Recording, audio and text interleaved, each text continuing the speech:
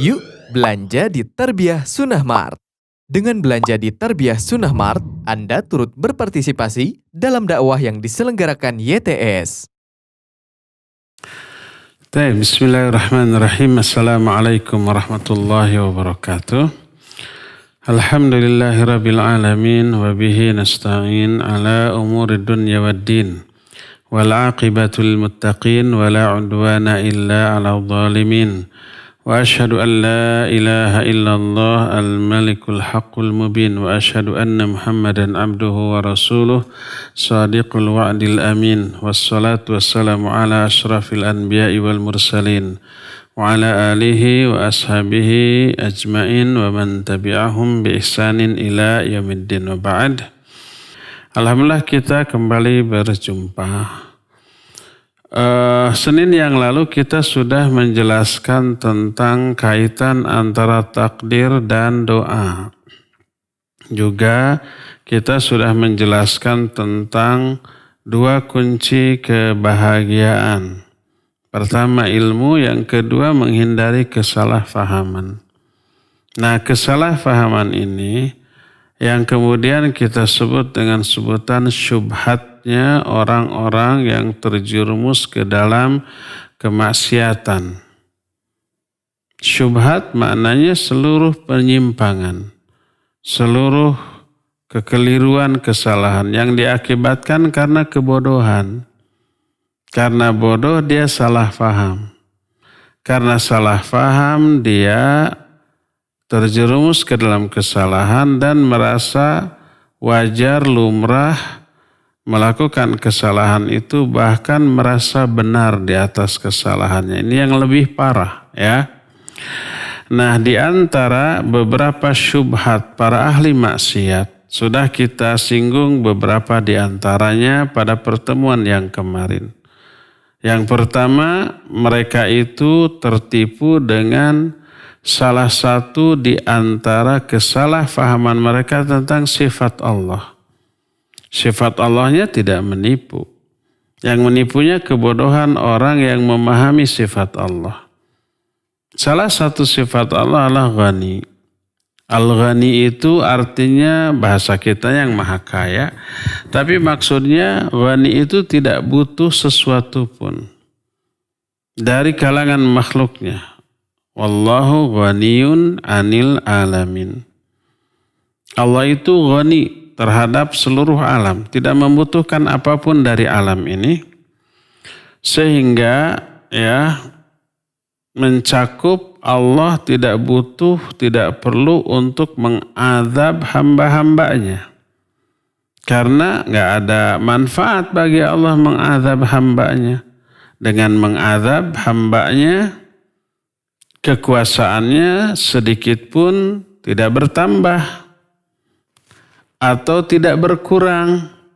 Dengan memberikan rahmat dan ampunannya, tidak merugikan Allah sedikit pun, tidak mengurangi kekuasaan dari Allah Subhanahu wa ta'ala sedikit pun. Sehingga untuk apa Allah Subhanahu wa ta'ala mengazab hamba-hambanya, ya? Allah itu aghnal aghniya, zat yang paling tidak membutuhkan apapun dari makhluknya. Taubahnya seperti begini. Kalau orang miskin, kehausan yang amat sangat, meminta seteguk air untuk menghilangkan hausnya. Yang diminta ini punya persediaan air tawar seluas samudra. Apakah orang itu rugi enggak memberikan segelas air minum kepada orang yang membutuhkannya tersebut? Tentu saja tidak, ya.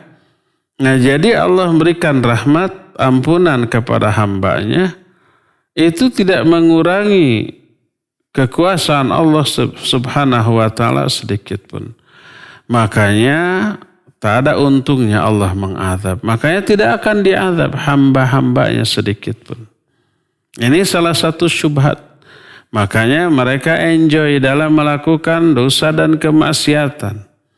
Dengan asumsi Allah akan mengampuninya, Allah akan merahmatinya. Karena Allah mah disebut lautan ampunan, lautan rahmat. Setetes rahmat bagi hambanya tidak merugikan Allah sedikit pun. Ya, ini syubhat. Padahal sifat ghaninya Allah tidak boleh bertentangan aplikasinya dengan sifat lainnya. Sifat lainnya adalah Allah itu maha adil. Sehingga apabila yang durhaka diampuni, yang soleh diampuni, yang taat diampuni, yang maksiat diampuni, berarti Allah ini menyamakan antara yang taat dengan yang maksiat, yang soleh dengan yang benar, yang mukmin dengan yang durhaka.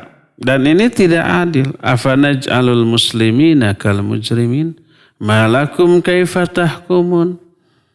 Kata Allah Subhanahu wa taala, apakah kami akan menyamakan orang muslim dengan orang yang durhaka? Gimana sih cara berpikir kamu? Adil nggak kalau orang mukmin yang soleh dapat ampunan dan dapat rahmat, orang durhaka yang mati dalam kedurhakaannya juga dapat ampunan dan dapat rahmat? Kalau begitu disamakan dong. Apa bedanya dong? Tidak adilah Allah Azza wa Jalla kalau demikian. Dan azab yang Allah berikan kepada hambanya yang durhaka bukan karena Allah membutuhkan azab itu, tapi dalam rangka menegakkan keadilan. Yang bersalah harus dihukum, yang berprestasi harus diberi reward. Ya, ini syubhat yang pertama. Syubhat yang kedua juga sudah disinggung di pertemuan yang lain, yang kemarin. Allah berfirman dalam Al-Quran surah Ad-Duha ayat yang kelima. Kata Allah, wala sawfa yu'tika rabbuka fatarda. Pasti Allah, Rabbmu, hai Muhammad, akan memberikan karunia-Nya kepadamu sehingga kamu ridha. Salah satu yang akan membuat Nabi SAW ridha adalah selamatnya seluruh umatnya dari azab dari neraka. Kalau ada satu atau dua umatnya yang masuk neraka, pasti Nabi tidak ridha. Karena Nabi SAW itu amat sangat penyayang kepada hambanya, kepada umatnya. Qad ja'akum rasulun min anfusikum azizun alaihi ma'anittum harisun alaikum bil mu'minina raufur rahim.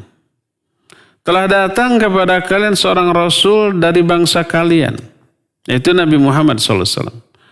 Nabi ini azizun alaihi ma'anittum, sangat berat bagi dirinya penderitaan yang kalian alami. Kalau kalian sebagai umatnya menderita, yang lebih menderita lagi adalah Nabi SAW. Harisun alaikum, beliau itu orang yang sangat bersungguh-sungguh untuk memberikan kebaikan kepada kalian. Bil mu'minina raufur rahim, dan kepada orang-orang mukmin beliau itu rauf dan rahim, penyantun dan penyayang. Maka pasti Nabi tidak akan ridho kalau ada satu umat yang masuk neraka. Padahal Allah sudah janji, wala sawfa yu'tika rabbuka fatarda. Pasti Rabbmu, hai Muhammad, akan memberikan karunia kepadamu sehingga kamu ridho. Salah satu yang membuat beliau ridho adalah umatnya seluruhnya selamat dari azab neraka. Makanya kita sebagai umatnya walaupun berdosa, sudah dapat jaminan dari Allah akan memberikan sesuatu anugerah yang membuat Nabi ridho. Salah satunya tak ada seorang pun umatnya yang akan diazab dari api neraka.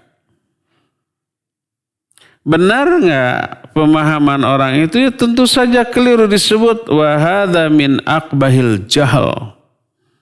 Ini termasuk kebodohan yang paling buruk.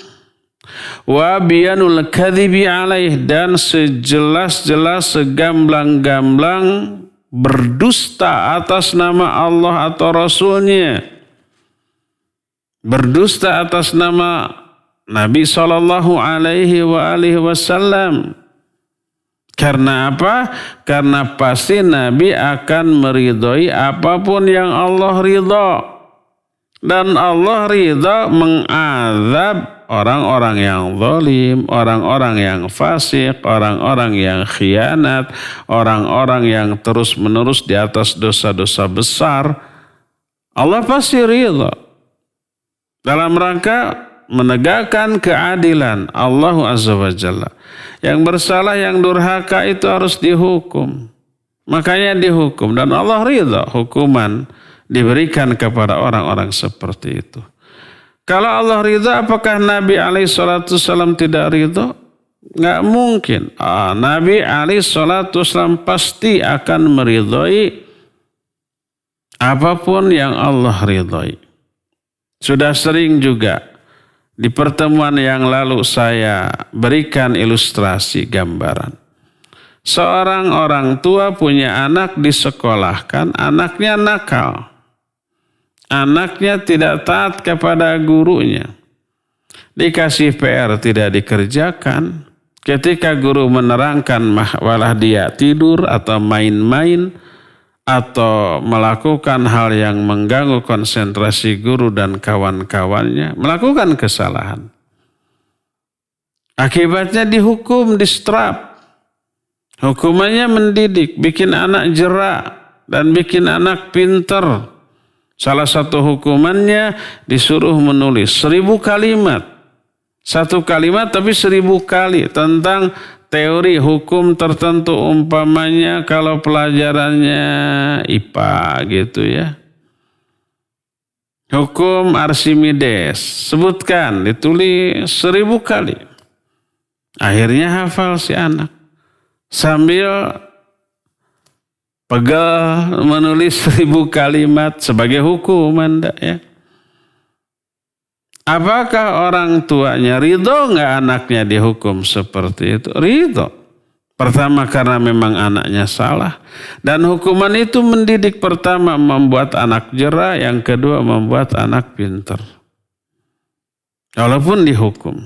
Itu gambaran saja, manusia aja begitu. Apakah guru zalim? Tidak zalim.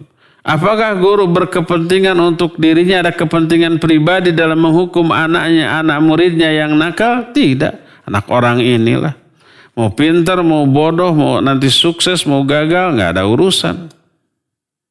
Nggak ada kepentingan pribadi. Tapi tanggung jawab moralnya sebagai guru. Yang harus mengarahkan, membina, mendidik anak didiknya untuk menjadi orang yang lebih baik daripada sebelumnya. Ya. Kalau umpama manusia saja dianggap bagus tindakannya dalam menghukum seseorang, apalagi Allah Azza wa Jalla. Kalau umpamanya orang ridho anaknya dihukum karena kesalahannya, apalagi Nabi SAW ridho kalau ada di kalangan umatnya yang harus dihukum karena kedurhakaannya kepada Allah Azza wa Jalla.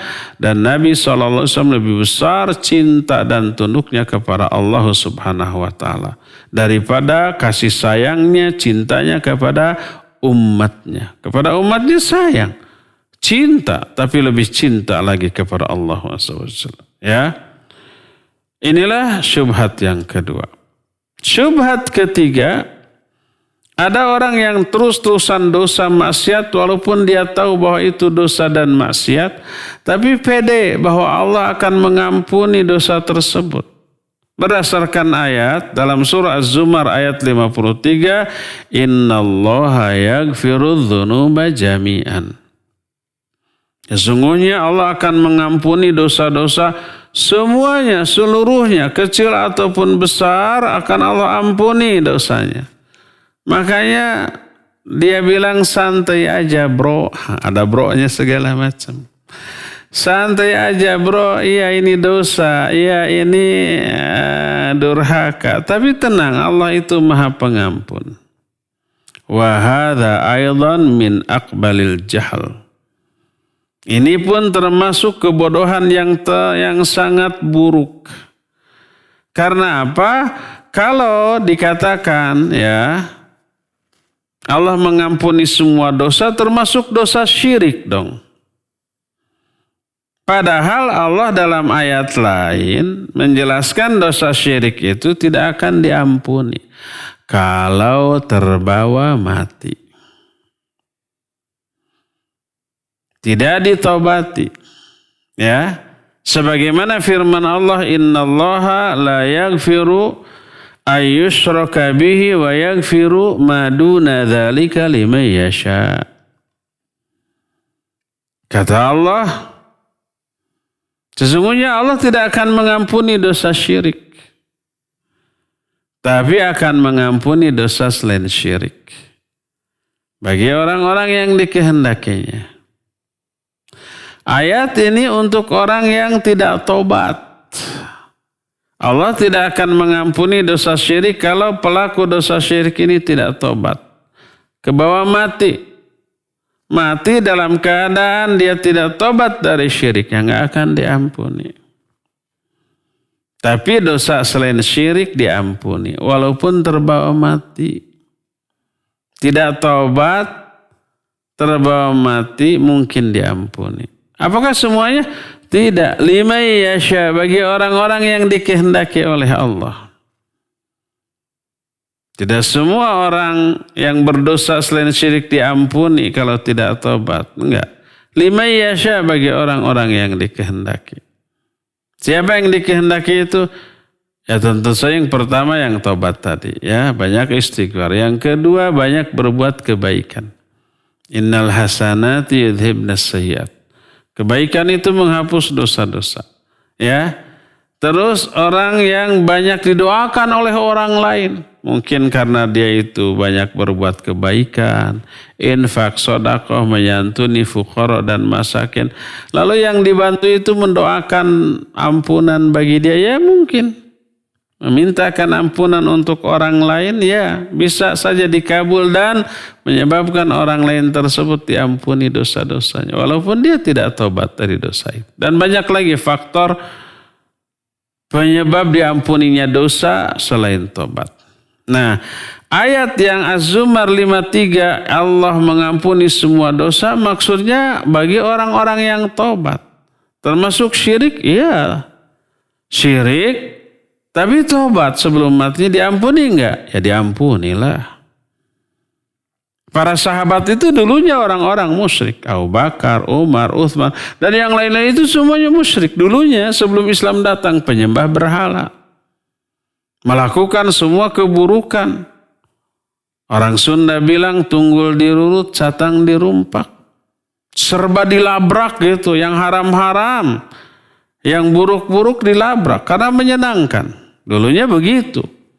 Mereka selain musyrik juga mabuk, juga pengamal dan pemakan riba, ya, juga merampas hak orang lain dengan cara yang batil dan yang lain-lainnya. Tapi yang terbesarlah syirik. Tapi kemudian mereka masuk Islam dan tobat. Diterima nggak tobatnya? Diterima. Ini yang dimaksud innallaha yaghfiru dzunuba jami'an. Allah mengampuni semua dosa kalau orang itu tobat dari dosa itu. Termasuk syirik? Iya, termasuk syirik. Adapun kalau tidak tobat, maka syirik tidak diampuni. Kalau kebawa mati. Terus kalau dosa itu selain syirik diampuni enggak? Bisa diampuni, bisa tidak. Tergantung apa? Tergantung ada enggak faktor penghapus dosa yang dia lakukan selain tobat. Kalau ada ya akan diampuni. Kalau tidak ada maka tidak akan diampuni. Ya. Berdasarkan hal itulah maka ayat yang menyatakan Allah mengampuni semua dosa kalau tobat. Kalau nggak tobatnya nggak diampuni, nggak tobat. Kebaikan-kebaikannya hanya sedikit sementara dosanya terlalu banyak.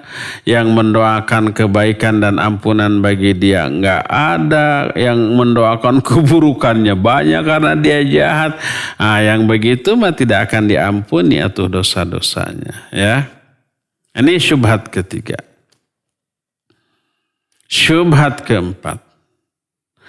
Ada orang yang berbuat dosa karena tertipu. Bukan dengan ayat. Ayat nggak ada yang menipu. Tapi dengan kebodohan dalam memahami ayat. Salah satu ayat yang disalahfahami adalah surah Al-Infitar ayat yang ke-6. Allah berfirman dalam ayat itu, Ya ayyuhal insan, ma gharraka birabbikal karim. Hei manusia, apa sih yang menipu kamu sehingga kamu durhaka kepada Allah yang karim? Dijawab oleh orang-orang yang terkena syubhat dalam bermaksiat. Kata dia, karimuhu, yang menipu kami adalah kedermawanan Allah, kemuliaan Allah. Begitu. Karena apa? Karena kata dia Allah mentalkinkan, mengilhamkan hujjah kepada kami. Karena Allah maha dermawan, walaupun kita durhaka, dosa, Allah ampuni, Allah maafkan. Oleh karena itulah maka yang menipu kami itu adalah kedermawanan Allah kepada hambanya. Ini adalah kebodohan yang sangat buruk. Pada hakikatnya dia bukan tertipu dengan kemahamurahan Allah, tapi tertipu oleh setan, tertipu oleh hawa nafsu, tertipu oleh kebodohannya yang menyebabkan dia salah faham di dalam memahami ayat itu. Allah mensifati dirinya dengan sifat Al-Karim. Ma gharraka birabbikal karim. Apa yang menipu kamu sehingga kamu durhaka kepada Allah yang Maha Karim? Makna karim adalah as-sayyidus syadidul azimul muta' alladzi la yanbaghi al-ightiraru bihi wa la ihmalu haqqihi. Makna al-karim itu adalah sayyid. Sayyid itu su'dadah. Su'dadah itu adalah pemilik zat yang memiliki kemuliaan, keagungan, yang harus ditaati, yang tidak boleh orang tertipu oleh apapun untuk mentaatinya. Tidak boleh orang itu mengabaikan hak-haknya. Sehingga orang tadi menyatakan, kami tertipu oleh kemahamurahan Allah. Dia salah, dia keliru. Dia memahami ayat ini dengan pemahaman yang bukan pemahaman yang sebenarnya. Dia tertipunya oleh kebodohannya, kesalahfahamannya, oleh hawa nafsunya, oleh setannya. Keliru besar, ya. Ini syubhat yang keempat. Syubhat yang kelima. Nah, ini nih. Mereka tertipu dengan pemahaman mereka yang keliru tentang sebuah ayat. Ayatnya surah Al-Lail ayat 15 dan ayat 16. Allah berfirman, La yaslaha illa al-ashqa alladhi kadzdzaba wa tawalla. Tidak akan ada yang terjerumus ke dalam neraka illal ashqa, kecuali orang yang paling binasa. Siapa yang paling binasa itu? Alladzi kadzdzaba wa tawalla, yaitu orang yang mendustakan dakwah, mendustakan agama Allah, dan dia berpaling dari agama Allah. Ini pertama nih. Jadi yang akan masuk itu orang yang paling celaka, yang mendustakan agama Allah, berpaling dari agama Allah. Kami mah tidak mendustakan, tidak berpaling, yakin benar agama Allah. Makanya tidak akan masuk ke dalam neraka. Kedua, dalam surah Al-Baqarah 24 Allah berbicara tentang neraka, u'iddat lil kafirin. Neraka itu disediakan bagi orang-orang kafir, bukan orang muslim. Kami orang muslim, walaupun punya banyak dosa tapi muslim. Sedangkan neraka disediakan bagi orang-orang kafir. Orang itu tidak sadar. Ada firman Allah dalam surah Al-Lail ayat 14 yang menyatakan fa'angzartukum naran taladza. Kata Allah, aku mengingatkan kalian terhadap api yang menyala-nyala. La yaslaha illal ashqa, yang tidak akan masuk ke dalam neraka yang menyala itu kecuali orang yang paling binasa. Ini adalah salah satu jenis neraka. Neraka itu kan darokat, jahanam itu darokat. Darokat itu bertingkat-tingkat. Cuma kalau darokat itu tingkatannya dari atas ke bawah. Makin atas makin ringan, makin bawah makin dahsyat siksanya. Kalau surga dari bawah ke atas disebut darajat. Darajat artinya susunan dari bawah ke atas makin bagus. Kalau darokat susunan dari atas ke bawah. Untuk neraka disebut darokat. Untuk surga disebut derajat. Dan tingkat neraka yang paling bawah itu untuk orang-orang munafik besar. Allah berfirman, innal munafiqina fid darkil asfali minan nar.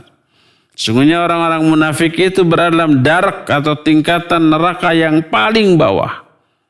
Munafik ini hakikatnya kafir. Hatinya tidak iman, tidak yakin, tapi lahiriahnya menunjukkan keimanan pura-pura. Untuk menggunting dalam lipatan, menohok dari belakang, menyalip di tikungan. Itu lebih berbahaya daripada orang-orang kafir. Jadi ada beberapa tingkatan. Untuk orang kafir, untuk tingkatan yang paling bawah. Adapun tingkatan-tingkatan di atasnya itu diperuntukkan bagi selain orang kafir. Bagi orang muslim, tapi muslim yang durhaka besar.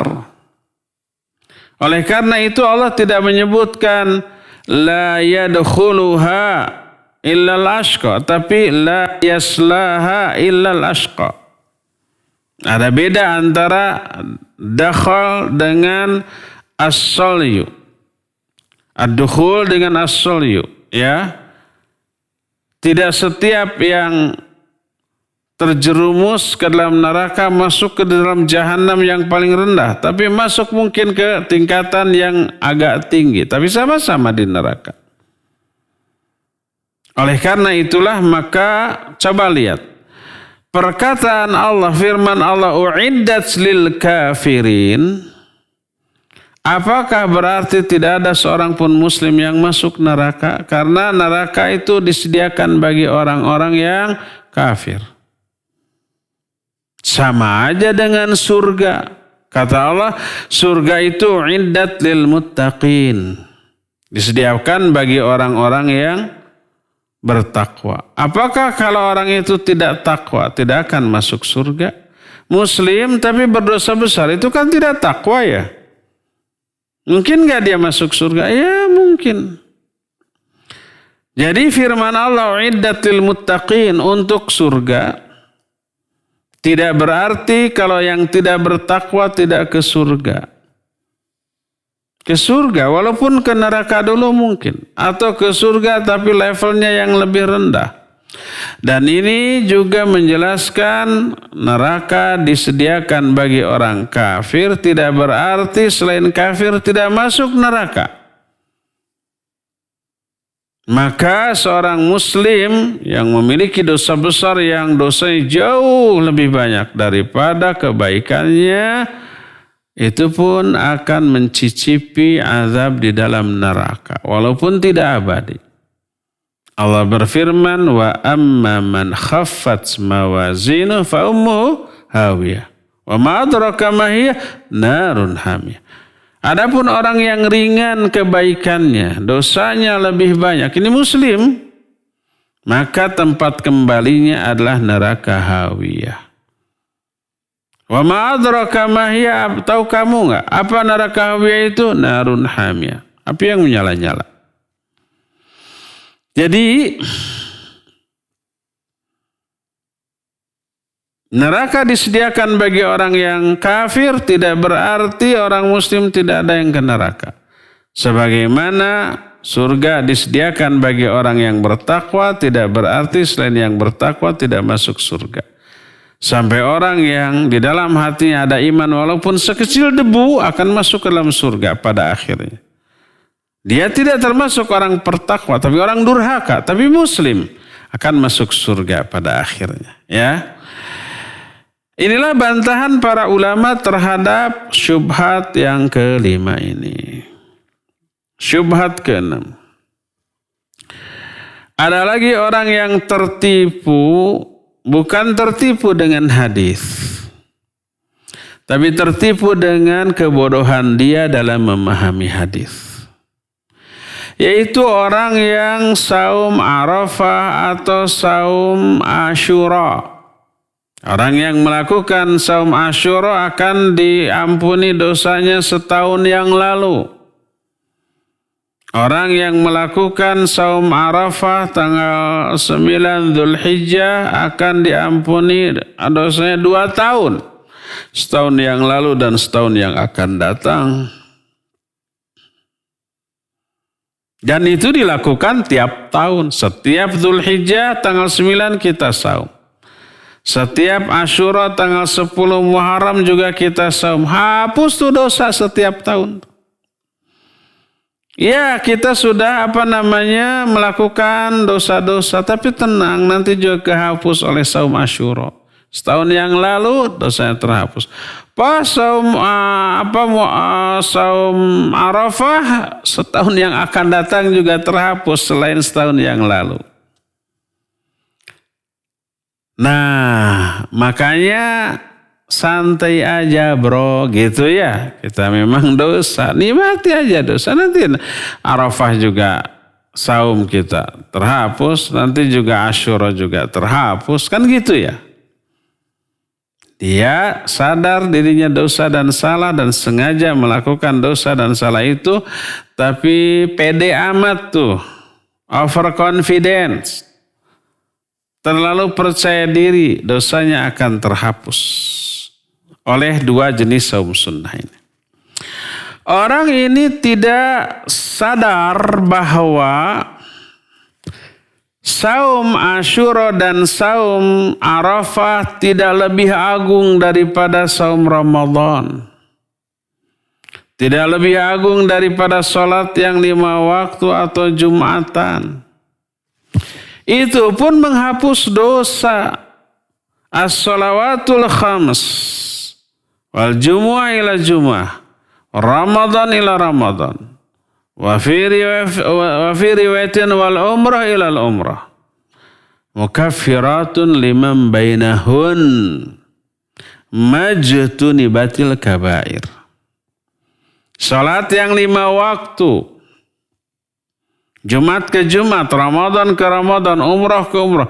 Itu menghapus dosa-dosa antara amal-amalan tadi. Tapi dengan syarat majtunibatil kabair.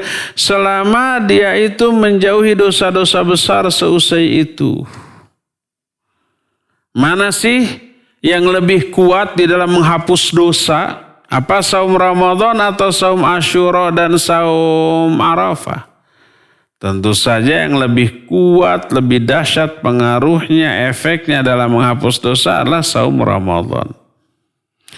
Tapi itu pun diberi syarat kalau setelah itu atau selama saum dan setelah saum itu menjauhi dosa-dosa besar. Ketika dosa masih dilakukan selama saum atau ba'da saum, maka itu menunjukkan saumnya tadi itu mardud, tertolak. Tidak diterima oleh Allah Azza wa Jalla. Tidak dibutuhkan oleh Allah saum yang seperti itu.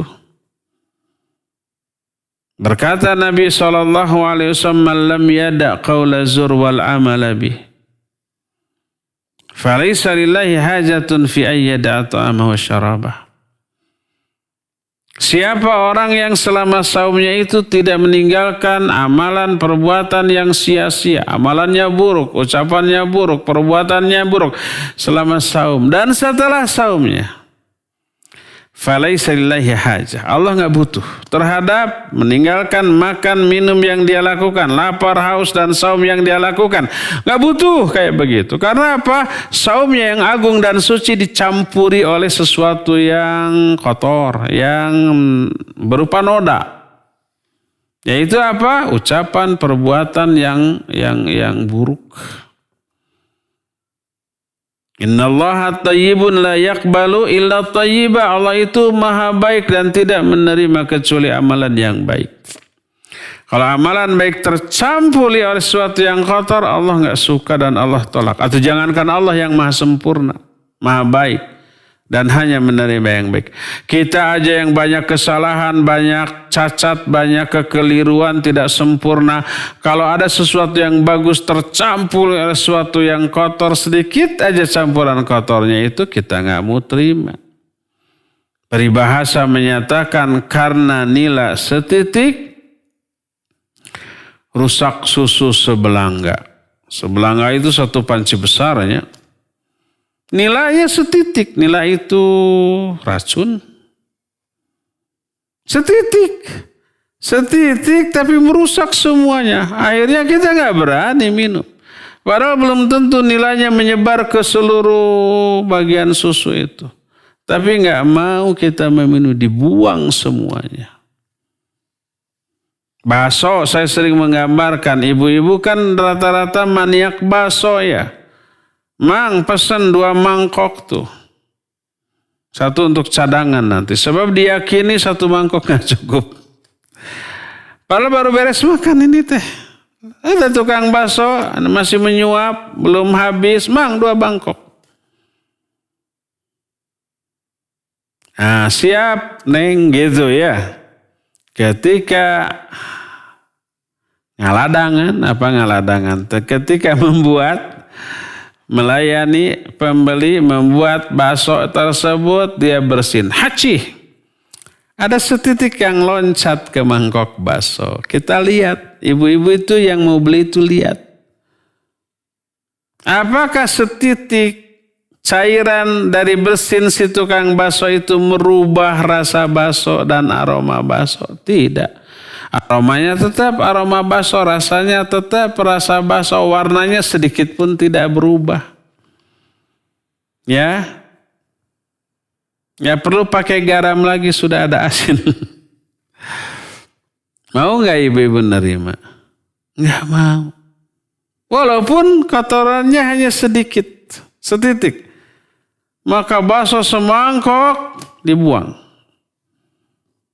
Si ibu bilang nggak mau mang, ganti lagi dengan mangkok yang baru, itu buang. Kata si mang bakso tadi juga saya waktu ngambil dari panci besarnya itu bersin juga bu. Oh kalau begitu nggak mau ya. Bisa-bisa langganan baksonya itu berhenti. Nggak, saya nggak akan mau lagi beli bakso dari si mang ini. Coba bayangkan. Maka Ramadan, saum, tercampuri oleh amalan buruk ditolak. Termasuk setelahnya. Amalan buruk itu setelahnya. Ramadannya sudah berlalu tapi di bulan Syawal dia kembali melakukan dosa. Dosa yang dilakukan seusai ibadah menjadi indikator ibadahnya itu ditolak. Man amila hasanah thumma atbaha bisayyah fadzalika alamatu raddul hasanah wa adami qabuliha. Siapa orang yang melakukan satu ibadah kebaikan, lalu setelah itu dia melakukan keburukan, dosa, kesalahan, maka dosa tersebut menjadi tanda kebaikan yang tadi ditolak dan tidak diterima. Itu Ramadan yang lebih agung apa lagi? Saum Asyura, saum Arafah, tapi setelah itu berbuat dosa lagi. Betul, saum Asyura dan Arafah itu menghapus dosa, tapi setelah itu dijauhi dosa-dosa besar. Kalau setelah itu berdosa lagi, itu menjadi tanda bahwa saumnya itu tertolak dan tidak diterima. Coba lihat nih firman Allah Azza wa Jalla dalam Al-Quran surah An-Nisa 31.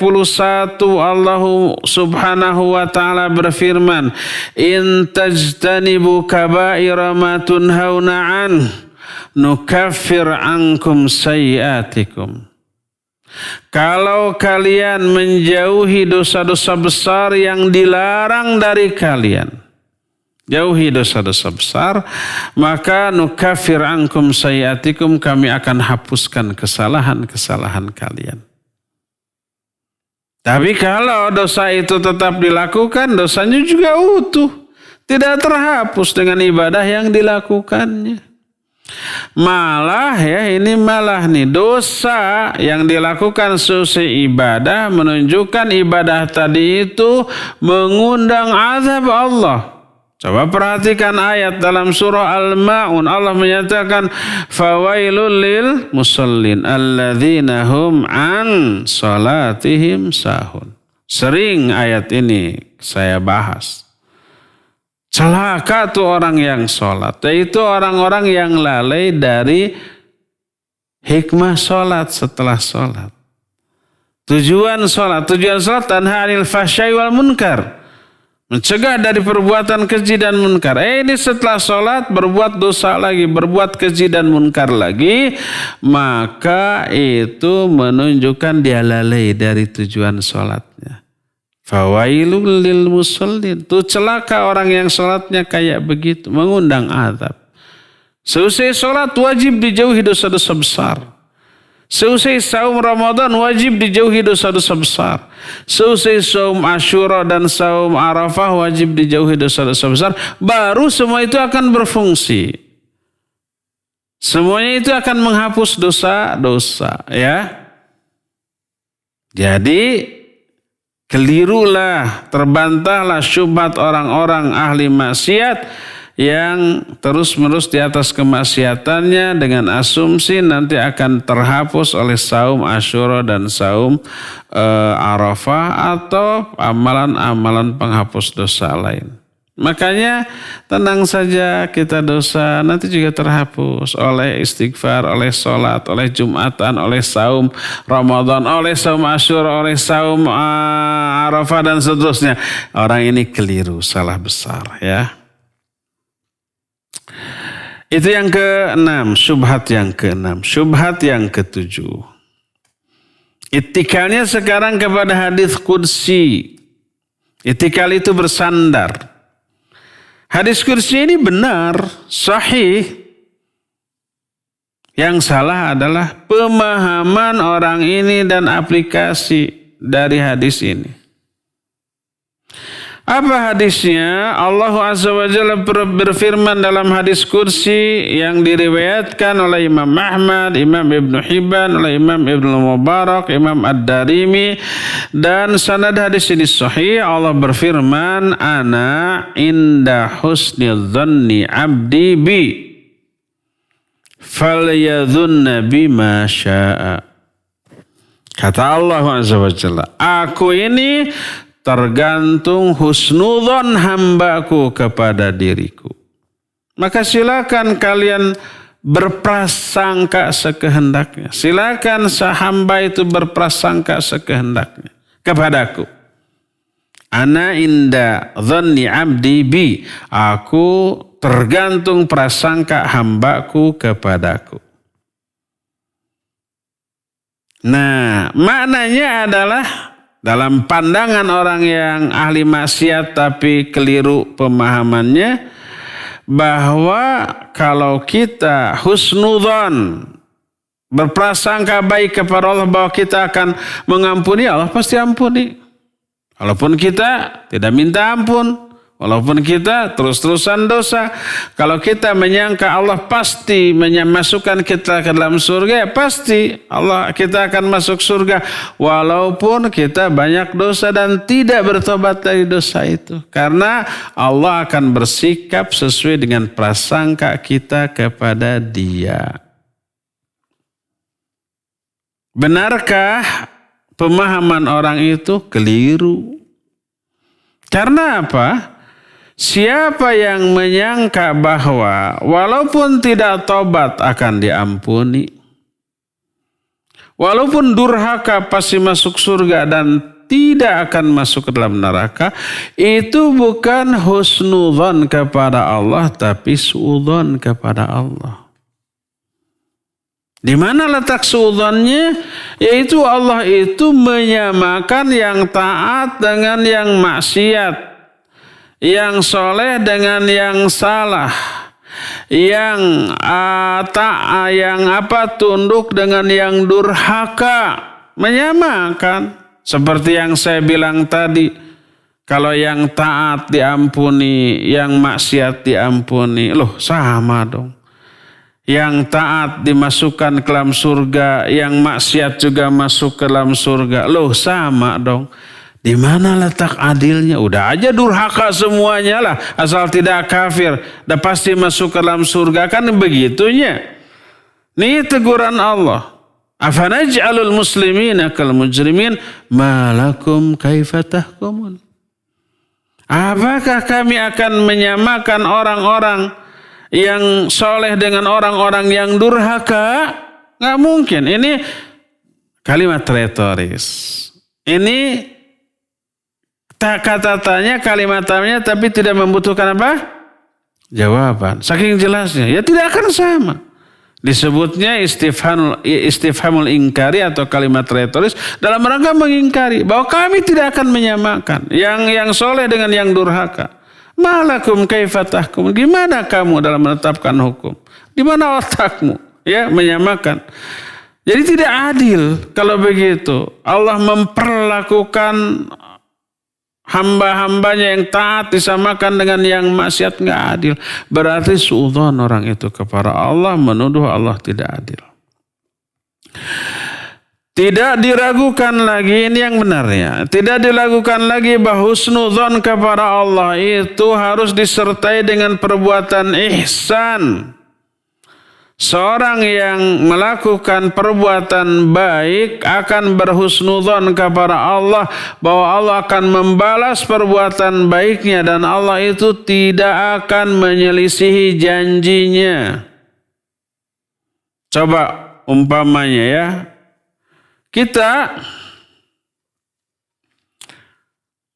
melakukan kebaikan kepada tetangga kita. Berupa perhatian, kalau dia sakit kita nengok, dia kekurangan kita bantu ya. Ketika kita berjumpa kita menyapa dengan ramah, dengan santun. Itu kebaikan kita. Lalu kita berprasangka baik, orang itu pasti suka, pasti senang kepada kita. Pasti juga perhatian kepada kita. Itu husnudzon kepada orang itu. Dan husnudzon itu karena kebaikan yang kita lakukan kepada dia. Tapi kalau kita berbuat buruk kepada tetangga kita, ya, kita cuek. Ketika berjumpa kita buang muka, ya. Ketika umpamanya dia memperoleh anugerah, kebahagiaan, kesenangan, kita dengki, kita menggibahi, kita memfitnah, kita berbuat buruk kepada dia, lalu kita husnudzon, pasti dia suka kepada kita, pasti dia menyayangi kita, mencintai kita. Bisa nggak husnudzon seperti itu? Padahal kita selalu berbuat buruk kepada dia. Nggak mungkin. Ya, itu ke orang loh. Apalagi kepada Allah Azza wa Jalla. Kita karyawan. Kita ini profesional, disiplin. Jam 8 waktu masuk kita sudah ada di kantor. Kita beres-beres, bersih-bersih, kemudian ruangan kita rapi, wangi gitu ya. Kemudian kita melakukan pekerjaan. Apa yang bisa dilakukan hari ini tidak ditunda esok. Apa yang harus selesai besok sudah selesai hari ini. Gitu. Disiplin kita. Semua pekerjaannya memuaskan bos kita. Lalu kita husnudzon, pasti bos saya itu senang kepada saya. Kalau saya mengajukan umpamanya kasbon, saya husnudzon dia akan memberilah. Karena apa? Karena kita memiliki jasa yang besar untuk memajukan perusahaan ini. Disiplin profesional. Ya, kita husnudzon kepada bos karena kita sudah berbuat baik sebelumnya. Tapi coba sebaliknya, ya, kita tidak disiplin. Harusnya jam 8 sudah ada di tempat, ini jam 10 baru bangun. Baru berangkat, jam 11 baru tiba. Apa yang dilakukan di kantornya, di tempat kerjanya? Paling ngantuk, tidur, bikin kopi, buka komputer, bukan kerja, main game gitu. Ada CCTV, si bosnya ngelihat. Harusnya jam 4 atau jam 5 pulang, ini jam 2 sudah nyingcet kabur. Selalu begitu, ya. Merugikan perusahaan. Lalu kita husnudzon, pasti bos ini suka kepada saya. Pasti saya akan dipromosikan, akan naik pangkat, naik gaji, naik fasilitas. Apakah begitu? Gak mungkin lah. Husnudzon itu harus dengan ikhtiar berupa ihsan. Perbuatan baik kepada orang atau pihak yang kita husnudzoni. Ini kepada orang gak mungkin. Kita husnudzon apalagi kita berbuat buruk. Apalagi kepada Allah Azza wa Jalla. Ya.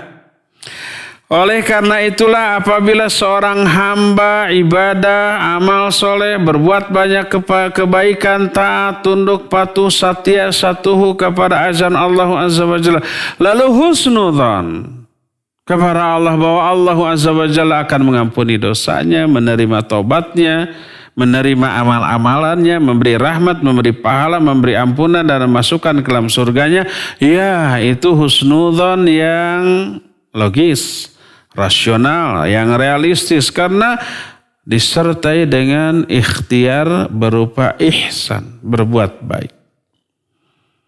Adapun orang yang selalu berbuat salah dan dosa, terus menerus dalam dosa-dosa besar, kezaliman dan penyimpangan, maka kemaksiatan, kezaliman dan penyimpangan tersebutlah yang menghalangi dia dari sikap husnudzon kepada Allah Subhanahu wa ta'ala. Sebagaimana gak mungkin kita husnudzon tetangga kita akan menyayangi kita, berbuat baik kepada kita kalau kitanya jahat kepada mereka. Sebagaimana ya mustahilnya kita husnudzon kepada bos kita di tempat kerja kita, bahwa bos itu sayang kepada kita, akan mempromosikan kita, menaikkan pangkat, gaji, fasilitas kita. Kalau selama ini kita merugikan perusahaan karena tidak disiplin. Berkata Imam Hasan Al-Basri rahimahullahu ta'ala, innal mu'mina ahsana dhanna bi rabbih fa ahsanal amal. Wa innal fajira asa'a dhanna bi rabbih fa asal amal. Sesungguhnya seorang mukmin husnudzon kepada Allah, maka dia membaguskan amalannya. Kenapa kalau husnudzon membaguskan amalannya?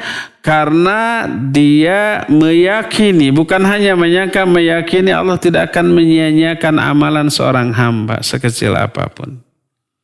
La tahtaqiruna minal ma'rufi syai'a. Jangan kalian anggap enteng kebaikan walaupun sedikit. Walaupun hanya menebar senyum. Walaupun dengan infak sedekah, dengan sepotong kurma. Kurma satu dibagi dua, sepotongnya dikasih ke orang. Jangan kalian anggap remeh. Ittaqillah walau bisamrah. Walau bisyaqi thamr. Takutlah kalian kepada Allah walaupun dengan sepotong kurma. Apalagi kalau amalannya besar, Allah tidak akan sia-siakan. Husnudzon, yakin begitu, maka pasti akan beramal baik, beramal soleh. Itu seorang mumin. Seorang mumin husnudzon kepada Allah, maka dia baguskan amalnya. Seorang fajir, seorang yang durhaka, suudzon kepada Allah, maka dia memburukkan amalnya. Dia akan berbuat amal buruk karena suudzonnya dia kepada Allah Subhanahu wa ta'ala. Salah satu suudzonnya orang itu adalah tadi dia menyangka Allah akan mengampuninya walaupun dia terus-menerus di atas dosa dan maksiat dan tanpa tobat, tapi dia pede Allah akan ampun. Itu suudzon. Karena suudzon salah sangka kepada Allah, maka dia berbuat buruk, berbuat amal dengan prasangka walaupun berbuat salah, berbuat dosa, berbuat amal buruk, Allah tetap mengampuni. Itu suudzon. Berdasarkan hal itulah maka Allah subhanahu wa ta'ala berfirman dalam salah satu ayat dalam surah Fussilat ayat 23.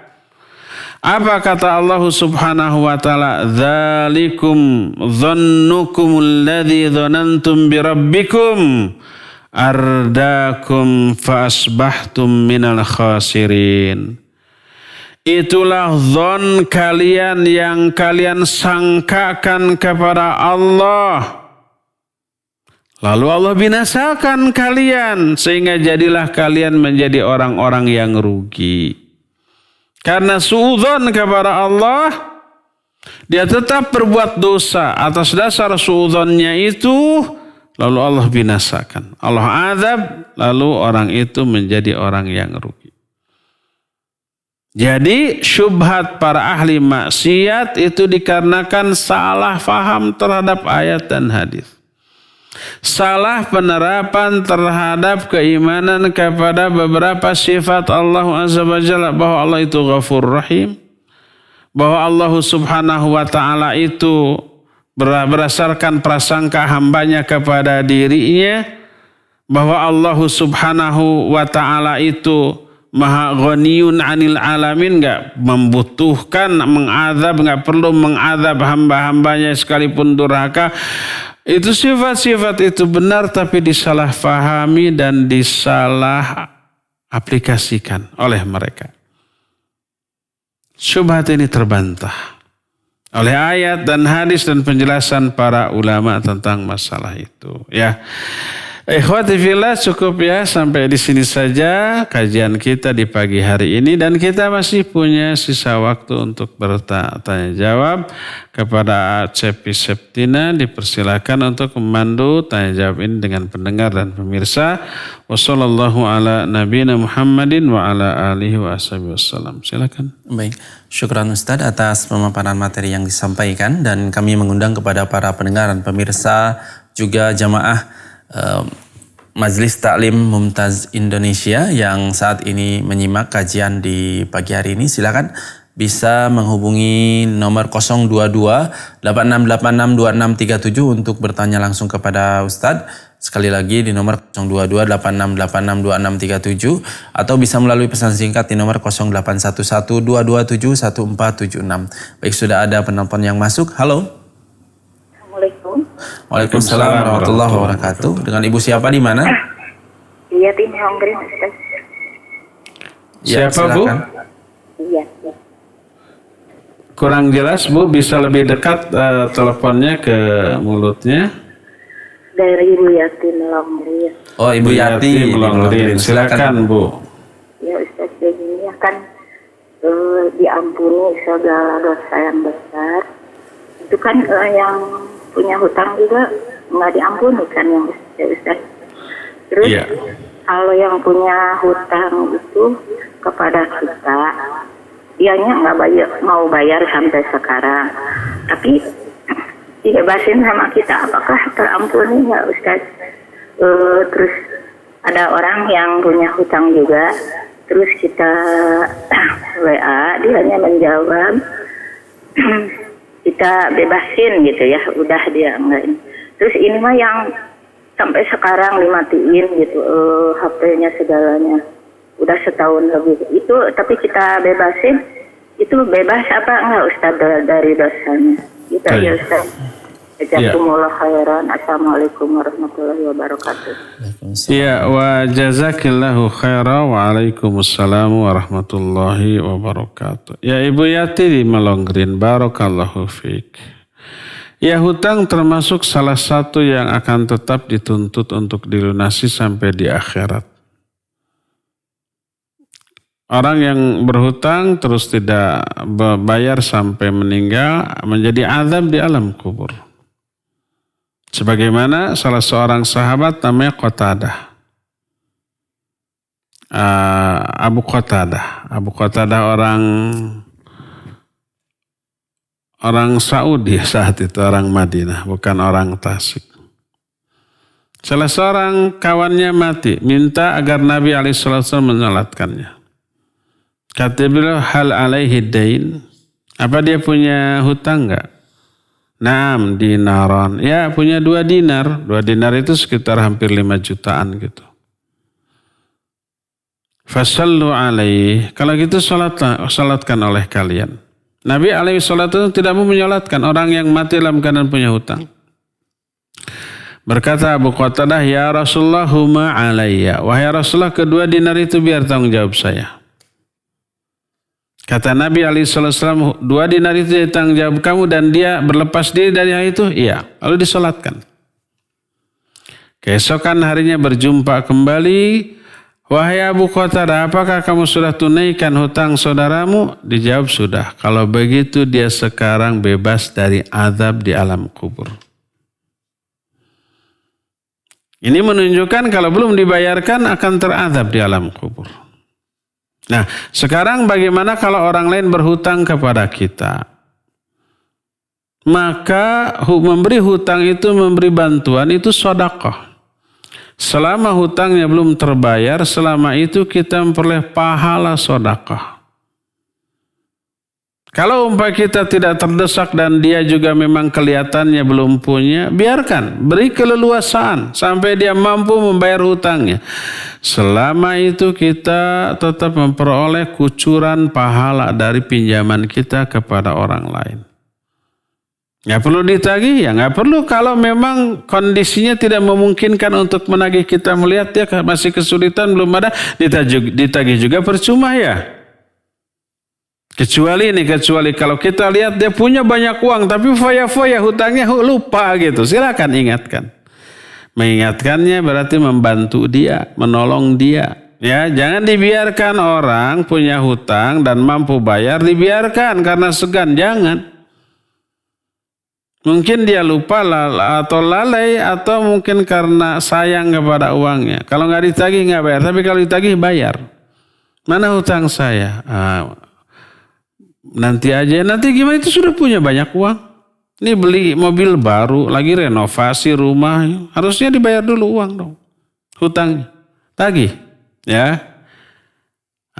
Selama belum dibayar, karena memang belum memungkinkan, ditagih juga percuma. Selama itu kita dapat pahala. Kalau ternyata dia tidak mampu membayar, lihat kelihatan sehari-hari juga susah, jangankan bayar hutang. Akhirnya kita lunaskan. Oh, itu luar biasa, dosa kita diampuni oleh Allah Azza wa Jalla. Dan itu adalah amal yang paling dicintai oleh Allah. Rasul SAW menyatakan, ahabul a'mali ilallah sururun tudkhilu ala qalbi muslim. Au takshifu anhu kurbatan, au taqdi anhu dainan, au tatradu anhu ju'an. Amal yang paling dicintai oleh Allah adalah memberikan kebahagiaan kepada hati sama muslim, atau melepaskan dia dari kesulitan, atau melunaskan hutang dia, atau mengusir rasa lapar dari diri dia. Nah, di dalam membebaskan hutang 4-4-nya ada itu. Itu amal yang paling dicintai oleh Allah Subhanahu wa taala. Hadis tadi sahih diriwayatkan oleh Imam At-Tabrani dalam kitab Mu'jamul Awsat. Oleh karena itulah maka kitanya berpahala, dosa kita diampuni oleh Allah Azza wa Jalla, dan orang itu terbebas dari dosa. Walaupun dia tidak tahu. Umpamanya karena memang menghilang entah kemana, menghindar dari kita. Karena ada tipikal orang yang seperti itu ya. Dia tidak punya untuk membayar tapi malu untuk terus terang, akhirnya menghindar, menghilang begitu saja. HP-nya diganti, maksudnya nomornya diganti biar nggak ditagih-tagih. Selalu menghindari kita ya. Semua nomor kontak kita diblokir. Media sosial kita juga diblok oleh dia. Nggak tahu diri. Tapi karena kelapangan dada kita sudah mau dihapuskan, dilunaskan, itu anggap sedekah. Kitanya insya Allah berpahala. Dianya terbebas nggak? Terbebas dari hutang itu. Tidak akan ada tagihan lagi. Karena apa? Karena sudah kita bebaskan dan kita sudah sedekahkan. Sudah dianggap lunas. Ya.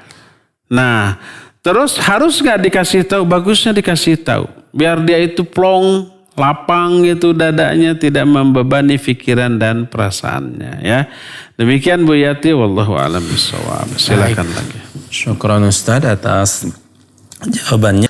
Kita ke penanya melalui pesan singkat dulu Ustaz. Ustaz izin bertanya dari Aulia. Fitrah suami adalah mencari kerja. Di zaman sekarang pekerjaan lebih memprioritaskan ijazah dan gelar. Maka suami perlu belajar ilmu dunia atau kuliah ilmu dunia. Dan istri fitrahnya di rumah, mendidik anak, perihal agama, juga dan menguatkan akidah anaknya dan tidak begitu perlu belajar ilmu dunia. Maka apakah gelar dan ijazah kuliah ilmu umum itu penting untuk wanita? Bagaimana dengan fenomena sekarang di mana wanita lebih memprioritaskan ilmu dunia sedangkan ilmu akhiratnya atau ilmu syar'i lalai dan masih sangat dangkal? Sebenarnya ilmu apa saja yang harus wanita dahulukan agar sesuai dengan fitrahnya Ustaz? Silahkan. Baik, barakallahu fiik. Boleh enggak wanita mempelajari ilmu dunia? Tidak ada larangan. Selama tidak mengabaikan mempelajari ilmu syar'i. Mempelajari ilmu syar'i fardu ain. Hadis yang menyatakan talabul ilmi faridatun ala kulli muslim. Mencari ilmu itu wajib bagi setiap muslim, maknanya ilmu syar'i. Bukan ilmu dunia. Adapun ilmu dunia tergantung ilmunya. Kalau ilmunya manfaat, mempelajarinya ibadah. Dan kadang-kadang bisa sampai pada level fardu kifayah. Kalau ilmu dunia itu sangat penting untuk umat dan apabila tidak ada yang menguasainya, umat ini akan terpuruk terus, dibodohi terus oleh orang-orang kafir, mempelajarinya bisa fardu kifayah. Termasuk wanita ya. Wanita ada nggak ilmu dunia yang perlu dikuasai oleh wanita? Ya ada. Seperti kedokteran.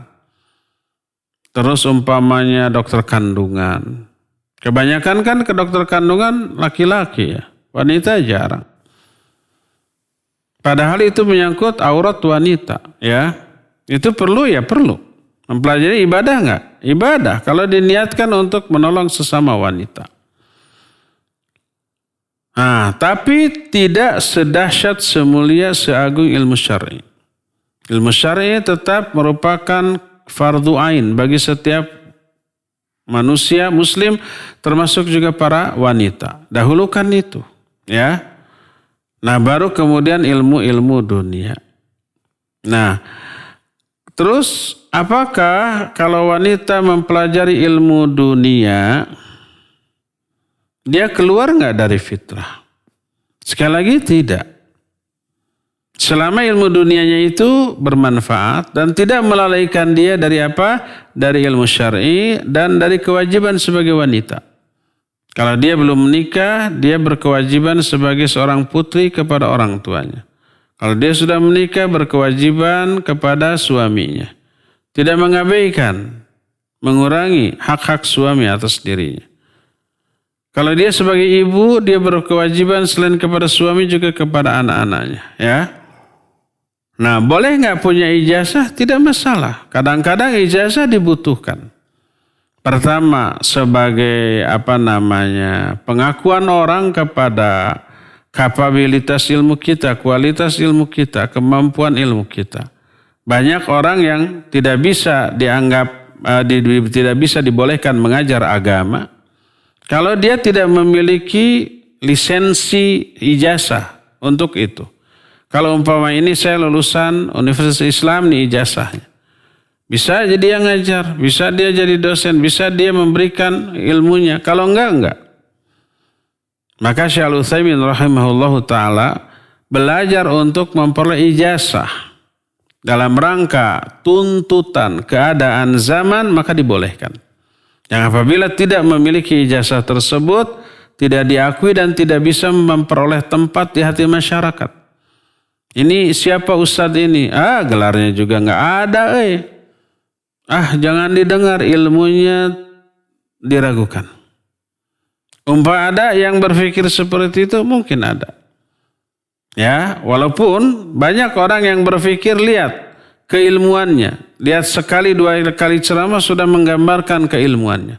Walaupun umpamanya bergelar doktor, tapi isi ceramahnya itu cuma lawakan, cuma dongeng-dongeng yang dikarang-karang supaya orang tertawa, nggak ada ilmunya.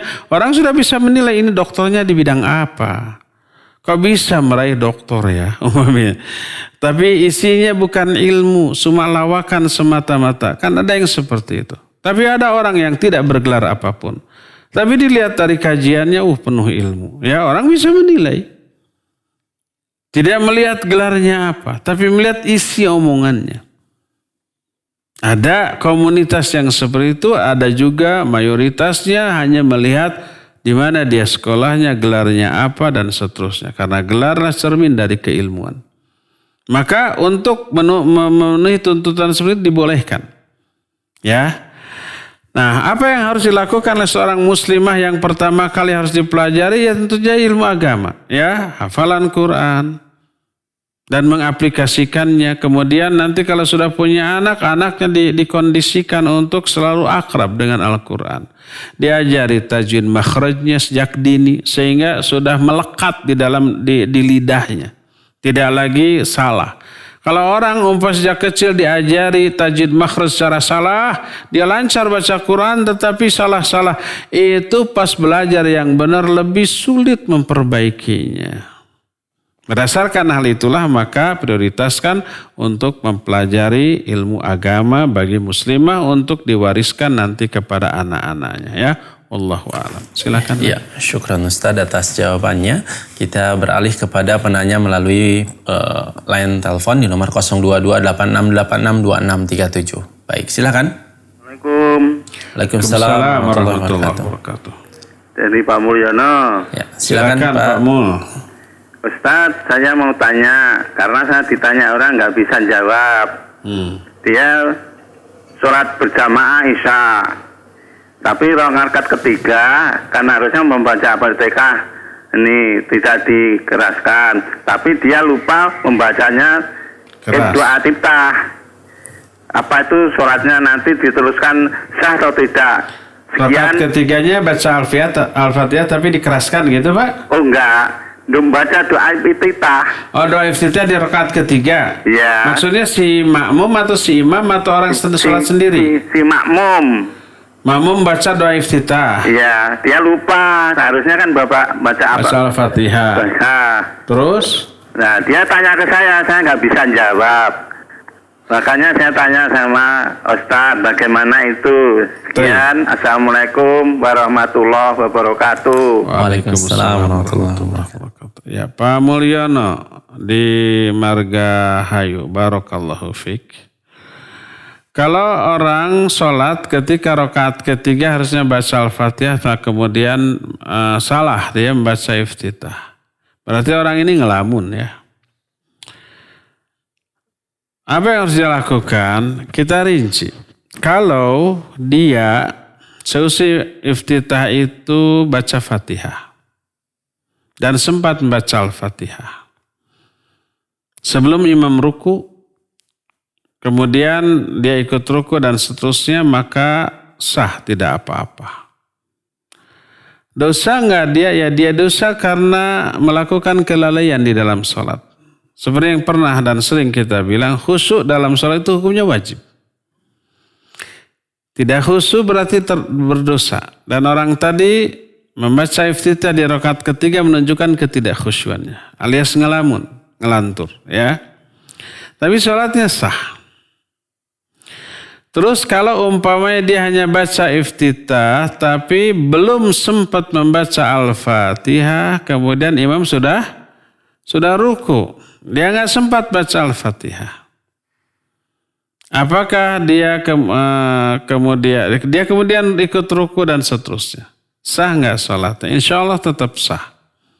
Karena untuk makmum bacaan Fatihahnya sudah terhandle oleh bacaan Fatihah imam. Fakhiraatul imam di qiraatul makmum. Bacaan imam sudah mencakup menghandle bacaan makmum. Ya. Faman adraka ruku faqad adraka rakaat. Siapa yang peroleh rukunya imam berarti dia memperoleh rakaat tersebut tanpa harus diganti. Tapi lain kali jangan ngelamun lagi. Fokuslah, konsentrasilah dan khusyuklah semaksimal yang kita bisa. Wallahu a'lam. Silakan lagi. Baik, syukran Ustaz atas jawabannya. Dan kita beralih ke penanya melalui pesan singkat. Tampaknya ada penelpon yang masuk. Ya, silakan. Halo. Ya, halo. Silakan, yang telepon sudah masuk. Ya, halo. Assalamualaikum. Waalaikumsalam. Dengan Ibu siapa di mana? Ya, dengan Umu Konita di Kiara Condong. Ya, Umu Konita di Kiara Condong. Silakan pertanyaannya, Umu. Ya gini Ustaz, Ana baru punya anak 2 bulan. Nah, 12? 2 bulan. Oh, 2 bulan. Ya. Ana dan suami inginnya memberi jarak 2 tahun dari anak sekarang yang sama yang selanjutnya. Nah, alasan kita itu karena kita pingin ASI eksklusif gitu sampai 2 tahun anaknya. Sementara kalau misalkan hamil, itu nanti produksi ASINya berkurang, jadi nanti anak yang ini nggak dapat ASI. Nah, pertanyaan Ana Ustaz, bolehkah dengan alasan Ana yang sekarang dengan yang sudah dijelaskan tadi, Ana memakai KB untuk menunda kehamilan? Itu aja Ustaz. Syukron, jazakallahu khair. Assalamualaikum warahmatullahi wabarakatuh. Waalaikumsalam warahmatullahi wabarakatuh. Jazakillahu khairan. Ummu Qanitah di Kircon ya. KB boleh enggak? Tergantung bentuknya dan niatnya. Kalau maksud KB adalah pembatasan kelahiran, cukup hanya 2 saja, maka tidak boleh.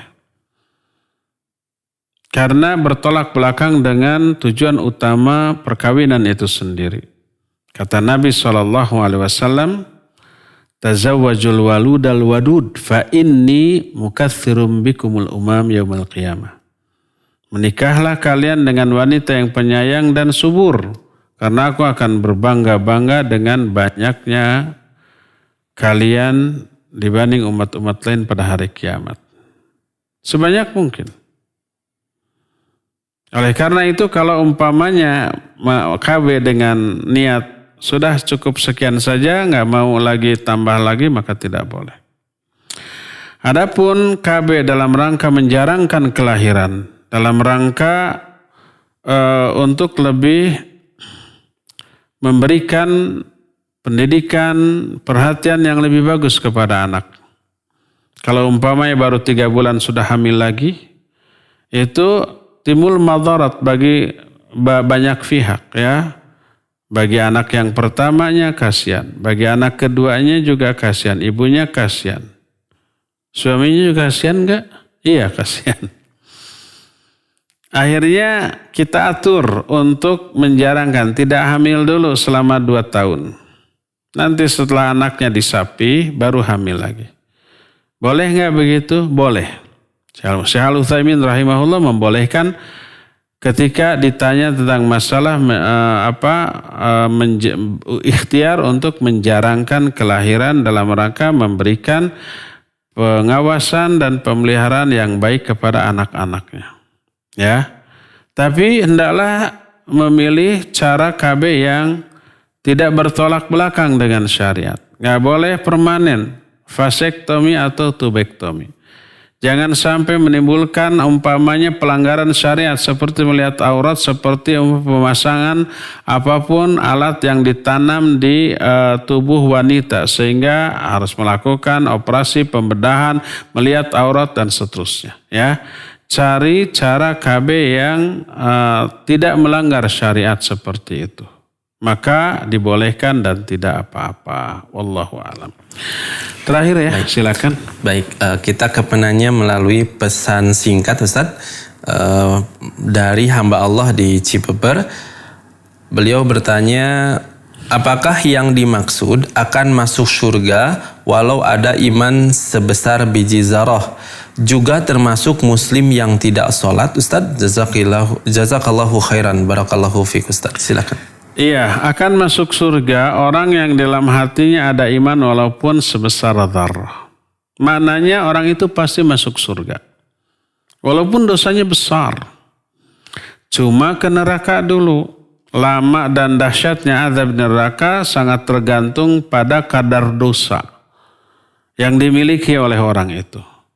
Setelah dosanya habis lunas oleh siksanya, maka dia akan dimasukkan ke dalam surga. Itulah yang dimaksud dengan akan masuk surga dari kalangan umatku orang yang memiliki iman walaupun hanya sebesar dzarrah atau sekecil debu. Itu maknanya akhir dari kehidupannya pasti masuk surga walaupun sangat mungkin ke neraka terlebih dahulu. Apakah termasuk orang yang tidak sholat? Sholatnya cuma setahun 2 kali. Sholat apa aja? Idul Fitri, Idul Adha. Pas pandemi mah pleng we setahun untuk sholat gitu ya. Apakah termasuk yang seperti itu? Ulama ikhtilaf. Sebagian ulama ada yang menyatakan orang yang tidak sholat kufur. Berdasarkan nas hadis bahwa pembeda antara muslim dan kafirlah tarkus sholat, meninggalkan sholat. Sholat itu tiang agama. Siapa yang meninggalkannya maka dia sudah kufur. Sebagian ulama ada yang mengkafirkan orang yang tidak sholat walaupun dia masih mengakui kewajiban sholatnya. Salah satu yang berpendapat demikianlah Syekh Al-Utsaimin rahimahullahu ta'ala. Ya, ini pendapat pertama. Pendapat kedua jumhur ulama menyatakan, jumhur itu mayoritas, bahwa orang yang meninggalkan sholat karena hawa nafsu, bukan karena ingkar kepada kewajibannya. Dia masih meyakini sholat ini wajib. Dia meyakini dirinya berdosa dengan meninggalkan sholat. Tapi karena hawa nafsu dia tetap tinggalkan. Orang ini masih muslim. Tapi muslim yang berdosa besar. Maka menurut jumhur ulama orang yang muslim seperti ini walaupun tidak sholat tetap akan masuk surga. Makanya dia kadang-kadang sholat setahun 2 kali. Ramadan saum. Kalau saum kuat tidak sholat juga ya. Itu menunjukkan masih ada iman walaupun sekecil debu.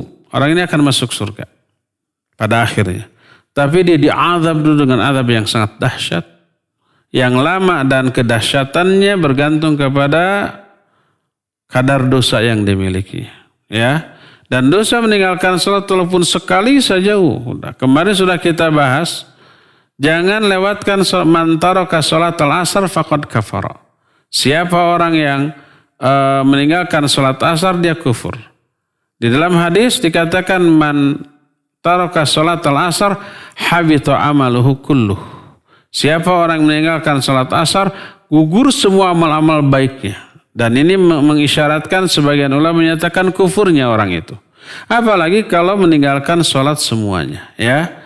Nah, jadi sebagian ulama menyatakan kufur, kalau kufur dia kekal dalam neraka selama-lamanya. Sebagian ulama dan ini jumhur ulama menyatakan selama dia masih mengakui kewajiban sholatnya dan merasa berdosa dengan hal itu, dia tetap muslim, tidak kufur, tapi muslim yang berdosa besar. Dia ke neraka terlebih dahulu. Walaupun akhirnya akan dimasukkan juga ke dalam surga. Wallahu a'lam bishawab. Cukup sampai di sini ya. Insyaallah kita akan berjumpa kembali di hari Senin yang akan datang. Subhanakallahumma bihamdik asyhadu an la ilaha illa anta astaghfiruka wa atubu ilaik. Walhamdulillahirabbil alamin. Wassalamualaikum warahmatullahi wabarakatuh.